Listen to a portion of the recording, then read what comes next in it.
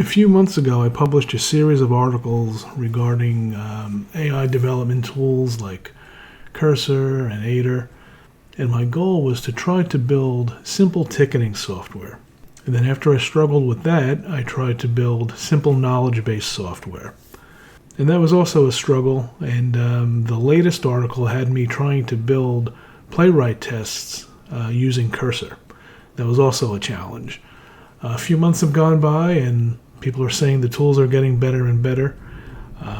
Peter Levels, very famous solopreneur that really seems to push the envelope on things, and he's had a lot of success.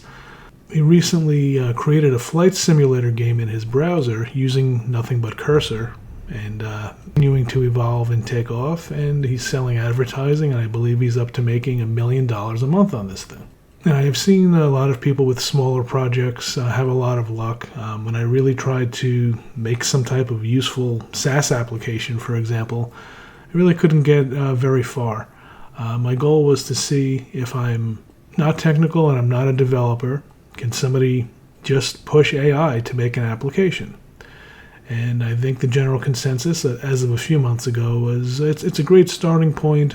It does a lot of the boilerplate for you. But as the project becomes more and more involved, it kind of becomes off the rails, and you really need to know what you're doing to try to troubleshoot and try to nudge your project along. And since some time has passed, a lot of people have also been using Windsurf, saying Windsurf is even better than Cursor.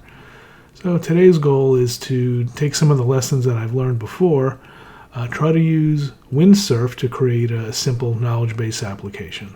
And you will find links to my previous articles in the video description below, so please take a look.